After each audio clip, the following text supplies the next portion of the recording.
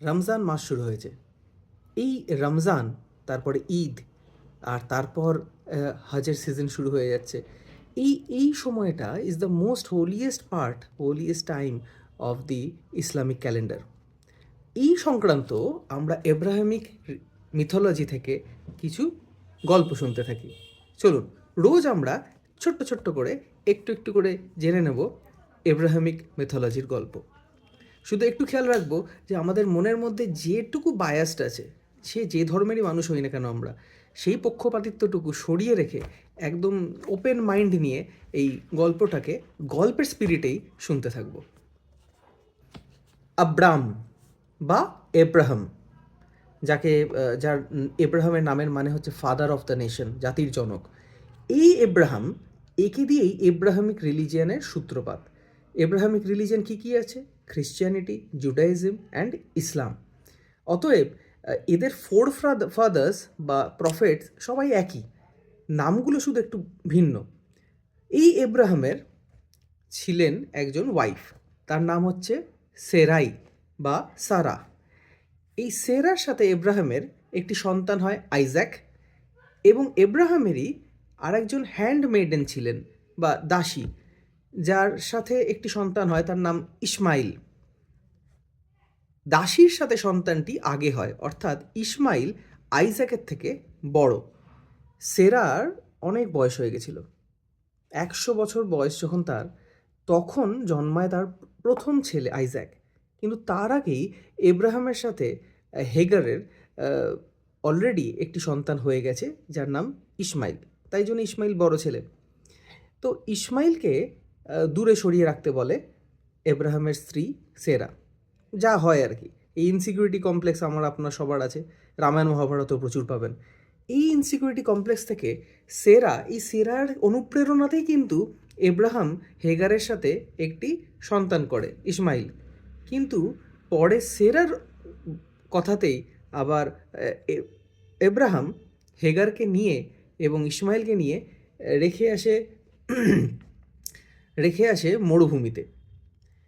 তো সেখানে যখন ইসমাইল প্রায় মারা যাচ্ছে, প্রচণ্ড তেষ্টায় যন্ত্রণায় ওই মরুভূমির মধ্যে বসে, প্রায় তার সেন্সেস অবলুপ্ত, মানে অজ্ঞান হয়ে গেছে ধরুন, সেই সময় হেগার দৌড়োদৌড়ি করছে দুটো পাহাড়ের মাঝখানে।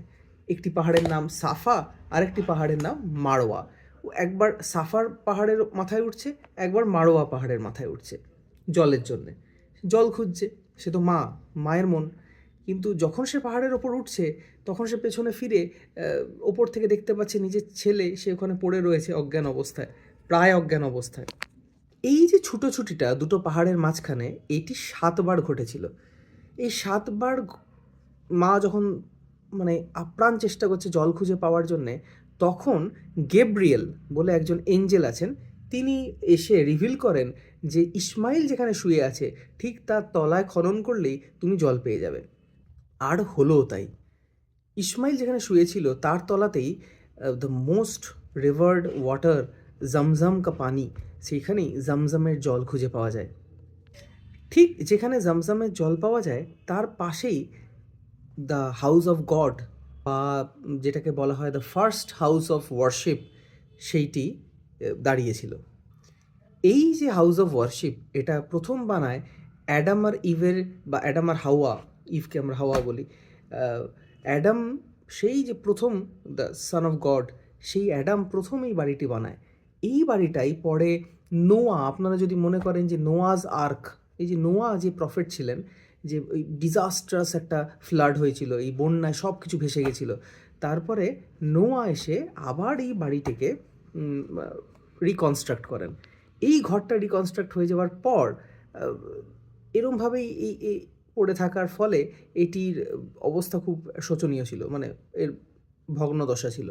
তারপর এখানেই এই ইসমাইল এবং আব্রাহাম দুজনে মিলে এটিকে পুনর্স্থাপনা করেন, এবং এর নাম হয় কাবা। জুরহুম ট্রাইব বলে একটি ট্রাইব, তারা ইসমাইলকে গ্রহণ করে, ইসমাইলকে থাকার জায়গা দেয়, এবং ইসমাইলকে একটি স্ত্রীও প্রদান করে। এই জুরহুম ট্রাইবই তখন জামজামের জল বা কাবা বা হাউস অফ ওয়ারশিপ, এই দুটির গার্ডিয়ান হয়। মেক্কা আস্তে আস্তে পিলগ্রিম স্পটে পরিণত হয় একটা। মানুষজন আসতে শুরু করে এখানে, জামজামের জল গ্রহণ করে, তারা জল পান করে সেখানকার, এবং তারপর এই কাবাকে ঘিরে কাউন্টার ক্লকওয়াইজ অর্থাৎ অ্যান্টি ক্লকওয়াইজ ঘুরতে থাকেন। এই যে এই সার্কামঅ্যাম্বুলেশন বা প্রদক্ষিণ যা কাবাকে ঘিরে করা শুরু হয়েছিল, সেইটিই এখনও অবধি চলে। যারা এখন উমরা করতে যাবেন বা যারা হজ করতে যাবেন, তারাও এই কাজটিই করবেন। আপনারা দেখবেন যে এটা লাইভ স্ট্রিমিংও হয় এখন ইউটিউবে, তো আপনারা সেটা চালিয়েও দেখতে পারেন যে সেখানে কীরমভাবে কাবাকে প্রদক্ষিণ করে সবাই ওখানে ঘুরতে থাকে। কাবা শুধু একটি রিলিজিয়াস স্পট নয়, আস্তে আস্তে সেটি একটি ট্রেডিং স্পটেও পরিণত হয়। এখানকার মার্কেটটাও একটা বিশাল আকার নেয়। নর্থে জুডিয়া আর সাউথে ইয়েমেন, এর মধ্যেখানে যে ক্যারাভ্যান রুটটা, এই রুটটার ওপরেই মেক্কা অবস্থিত। তাহলে বুঝতেই পারছেন যে ট্রেডিং রুট হিসাবেও মেক্কা ভীষণ ইম্পর্ট্যান্ট। আস্তে আস্তে এখানে অনেক ট্রেডার্স, অনেক পিলগ্রিমস আসতে থাকেন, এবং একটা সময় হয় যখন এখানে প্রচণ্ড ভিড় বেড়ে যায়, প্রচুর লোকের সমাগম হয়। সেরকম একটা সময় দুজন লোক, দুজন সেই ব্যক্তি, একজন আসিফ আর একজন নাইলা, এই কাপেল ওখানে আসে এবং তারা ডিসাইড করে তারা কাবাতেই সঙ্গম করবে। তারা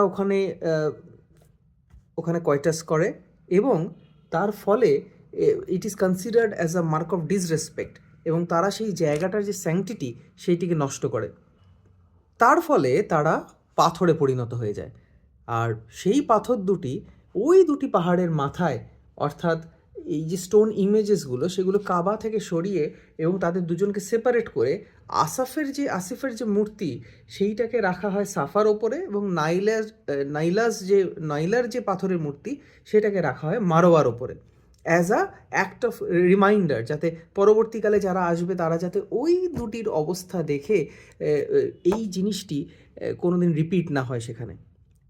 আস্তে আস্তে কী হয়, আস্তে আস্তে সবাই সেটা ভুলে যায়, এবং এই স্টোন ইমেজগুলো যে সিম্বল অফ পানিশমেন্ট ছিল সেইটা ভুলে গিয়ে উল্টে এগুলোকেই images of gods and goddesses মনে করে তারই পুজো করা শুরু হয়। এই জুরহুম ট্রাইব যারা গার্ডিয়ান ছিলেন এতদিন জামজাম এবং কাবার, তারা এই ব্যাপারটা মেনে নিয়েছিল এবং এটাকে আটকানোর জন্য কিছু করেনি কোনো দিন। এই আইডলেট্রি বা আইডল ওয়ার্শিপ, যেটা যে কোনো মোনোথিজমে বা মোনোথিস্টিক রিলিজিয়ান, যেখানে এক ঈশ্বরবাদী যে রিলিজিয়ান, সেই রিলিজিয়ানে বিশেষ করে ইসলামে সেইখানে এর কোনো স্থান নেই এই আইডল ওয়ার্শিপের। তো এই সাফা আর নাইলার এই ইভেন্টের পর জুরহুম যখন, তারপর অনেক বছর কেটে যাচ্ছে, কিন্তু আইডলেট্রিকে জুরহুম কোনোভাবেই থামাচ্ছে না বা থামানোর কোনো চেষ্টা দেখাচ্ছে না। সেরম সময় ইনফ্যাক্ট সেই কাবাতে যে ইনকামগুলো হলো সেইগুলোকেও জুরহুম ট্রাইব নিজেদের পার্সোনাল ইনকাম বলে মনে করতো। তো আস্তে আস্তে মেক্কার ওপর থেকে তারা তাদের ক্ষমতা হারায় এবং তাদেরকে ওখান থেকে সরিয়ে দেওয়া হয়। ওদের পরে আসে খুজা ট্রাইব। খুজা ট্রাইব তখন বাকিটার মানে সেই জিনিসটার দায়িত্ব নেয়, মানে কাবার এবং জামজামের। কিন্তু জুরহুমরা যাওয়ার আগে জামজাম খোদাই করে সেইখানটা পুরো বুঝিয়ে দিয়ে, জল শেষ করে দিয়ে, মানে জলটাকে বুঝিয়ে দিয়ে ফিল আপ করে দিয়ে চলে যায় সেই জায়গা থেকে। তারপরে এই জামজাম এবং জামজামের জল মানে মনশ্চক্ষের অন্তরালে চলে যায়, এবং আজকের সরস্বতী নদীর মতো সেটাও হাপিস হয়ে যায়।